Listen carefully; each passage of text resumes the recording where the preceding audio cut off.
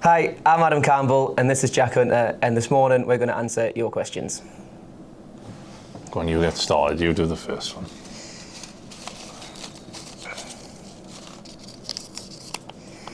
From Nathan, what have been your biggest challenges in your career? Well, there's been a few, because with football there's challenges every day really, but I'd say for me probably I had a tough time when I was at Morecambe with not playing and living away from home. So I think that's probably the biggest challenge that I've had, is trying to sort of overcome that and then build a career from there.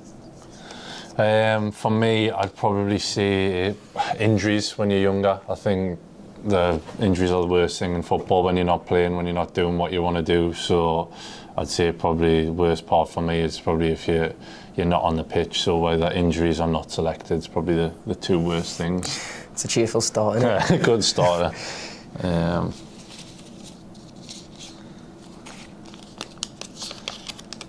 From Jamie, if you weren't a footballer, what profession would you have?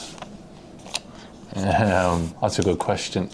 I think I'd probably still do something that was active. So whether that was in sport or maybe even a teacher. I know, yeah. Obviously not the one that had to mark anything. Yeah, something to do with sport, definitely.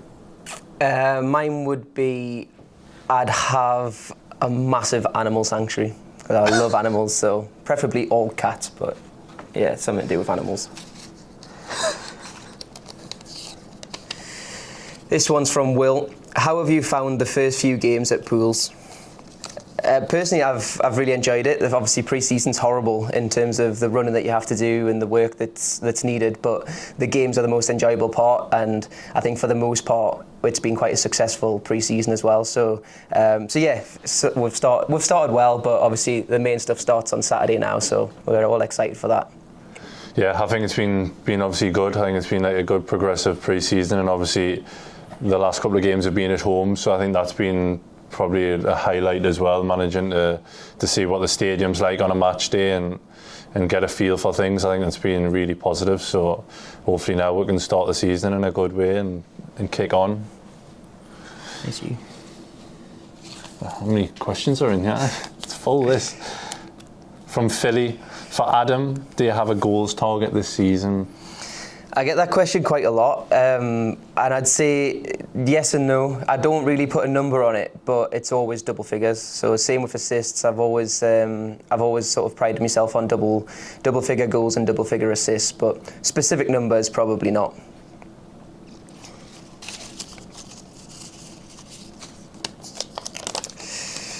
This one's from Tony. So, have you played in a high press system like Saul's before, and are you enjoying it? I'll let you go first. Yeah, I think most of the teams that I've played in my career so far have been high press systems, so I think that was one of the main draws of coming to Hartlepool, was obviously the style of play with the manager. So yeah, we're looking forward to hopefully implementing it come Saturday and getting some good results. But yeah, I feel comfortable in this system, so definitely, yeah. I'm the same as Jack, so I think probably my two most successful seasons in football have been with Gateshead and Crawley, and they both played sort of similar high press, win the ball back as high as you can, and a lot of intensity. So yeah, I think obviously when I spoke to the manager, that was one of his big things, and he's recruited to suit that system. So yeah, we're all excited for it. Two at once. From Will, favourite pre-match food? I think probably just a bog standard pasta. It's got to be, hasn't it?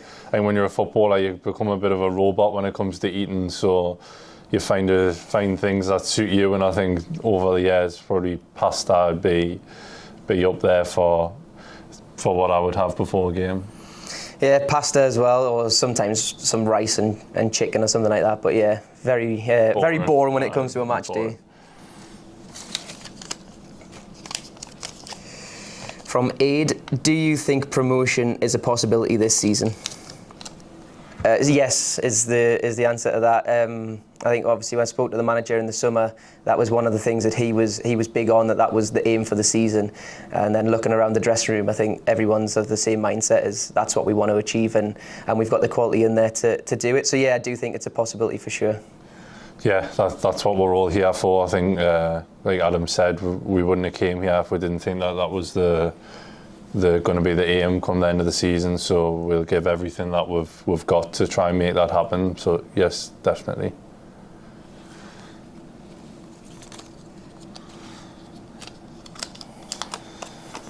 From Will. That was a question, Will, didn't he? No, he's good, Will. Worst dress sense in the dressing room? Slog it. Yeah? Yeah, I'm putting him straight up there. He comes into training with his GPS on, so that tells you all you need to know. It's quite hard, isn't it? Because we haven't really seen people... Nah, it's slog it. Yeah. Yeah, slogs, unfortunately. I think you're going to have to take that, mate. I think someone's seen him in timeout for these GPS vests on last week.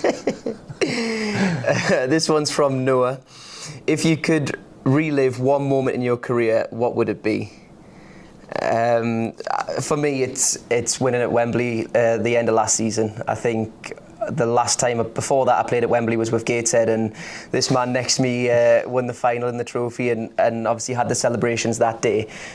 So when we played this year against Crewe, it was one of those ones where I was desperate to sort of win and have that experience myself, and thankfully we managed to do that. So yeah, I think one day in my career that I would relive is definitely winning at Wembley. Yeah, I was just going to steal that one from you, but yeah, Wembley, I think having all your family there and your friends there to watch you play at Wembley's special. So if I had to go back to one day, I think I would definitely go back to beating Adam at Wembley.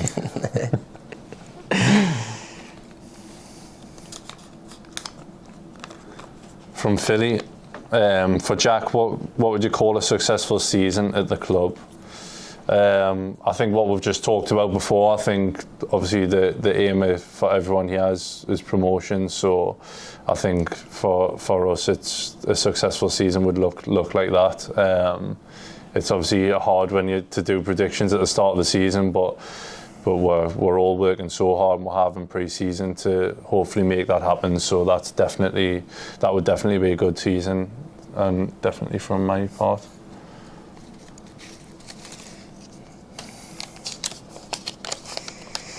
From Isaac, which player or players has helped you both settle in the quickest? I think it's quite a nice dressing room to come into, to be honest. I think it hasn't really been one that's been hard to settle into. I think obviously being from the Northeast and a lot of Northeast players who are here, you kind of just have a lot of things that you can talk about and bounce off anyway. So I wouldn't specifically like to name anyone individually, but I think just as a collective group that we came into, it's been really easy to settle in. Yeah, I agree. I think obviously the new lads coming in, I think have fitted in quite well. I think obviously a few of them knew each other beforehand, but like Adam said, I think the rest of the lads that were already here have been brilliant. I think they've made it really, really easy for everyone to come in and feel comfortable and get cracking to start off with. From David, any personal goals for the season ahead?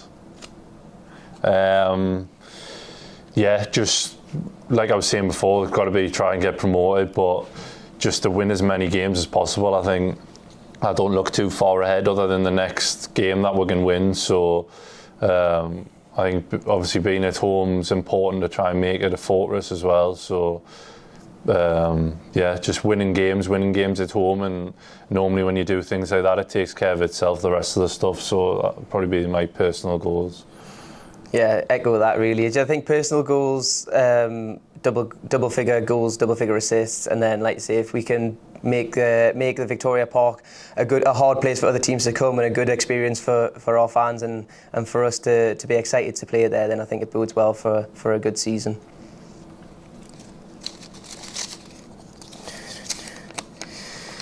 Will again, favourite type of music? I'll answer Adam's for him. Me and Adam come in together in the car, so I think I'm going to have to get a cowboy hat and some cowboy boots. I think that might answer that one. Yeah, I'm a big country music fan, and Jack's rap, he loves Drake. He's loving Drake at the minute. So yeah, no, it's country music for me, definitely. For me, a bit of everything. I'm not, but mostly rap. Yeah, mostly Drake, but. No, we'll have I think we'll have a good mixture, don't we? It's not too bad. I have a sing-song every now and again as well. Sing-song in the car. From Drake. No, from Paul. Who was the best taste of music in the squad? Manny's really the one on music at the moment, so I guess not him. Yeah, I don't know. That's an interesting one. We might have to get somebody else to be DJ for a little while and see what we can do. But yeah, so far we've had Dicko on music in the gym, and that's terrible. And Manny, who's not as bad, to be fair. So we'll go Manny for now. Yeah, it's going to have to be Manny. I think I know Luke Charman likes his music as well, so maybe he has a chance to. Yeah, we'll get him in. Yeah, to have a go. But it's in the gym. It's normally just headbangers, isn't it? So.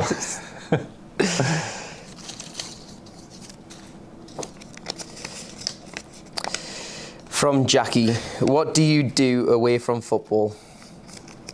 Do you want to do that? Yeah, I'll go for it. It's hard. It's a good question. That I think it varies. I think from pre-season, season. I think obviously in the season there's a lot of recovering between games, especially if you're playing Saturday, Tuesday. So a lot of it is just boring stuff about getting yourself to the gym, ice baths. Just recovering, obviously spending time with your friends and family as well, but a lot of the time it's just looking after yourself, looking after your body so that you're ready to go the next training session, the next game, and then obviously you get the time in the off season is where you get your holidays and your enjoyment, but it's normally strictly business come season. Yeah, I think like football-wise, it's all the boring stuff, like Jack said there, getting yourself ready for the next training session or next game. I've also got another job at the moment as well, so I'm working like with under 18s and under 21s about preparing for their life away from football. So that takes up a bit of my time with LAPS, which is life after professional sport. And also, really boringly, I'm doing a master's as well, so that takes up quite a lot of time. It's your turn. From Dominic, what's your go-to thing while travelling to away games?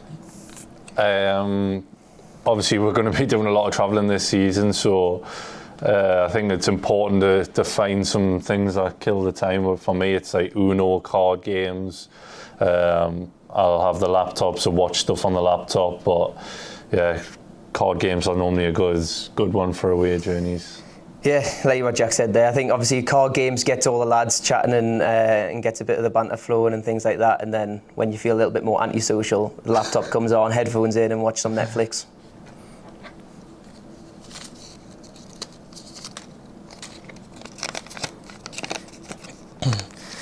From Danny O'Connor, the most handsome staff member. Definitely not you, Danny. I'm going to have to say Isaac. He's one of the interns who's helping out at the minute, and yeah, he's a real good-looking lad. So yeah, look out for his Insta handle, which Josh is going to post after this. Yeah, Isaac for me. I don't even have to think about it. From Seb, what are your personal targets for the season? I think we've already answered that one, really, but yeah, double-figure goals, double-figure assists, and as a team, to be up and around, if not automatic promotion, then definitely the playoffs, to give us that fighting chance come the end of the season. Go on, do the honours. Nearly there now. From Noah, the worst crack in the dressing room. Oh. Apart from me and Jack, obviously. Joel Dixon. Oh. Yeah, nah, I said I would put him down for that one, so I'm sticking with it. Yeah, Joel Dixon. As much as I love the kid, yeah, worst crack by a mile. Oh, that's a hard question, that. This is good TV. It is good TV. Let's move on. Yeah, you have to edit that out as well, I think, Josh. Just score to his and just edit me and off the screen. I just blew back. You should have just wheeled the chair off. From Jacob, what's your pre-match routine? I'll let you go because we could be here all day if I do mine.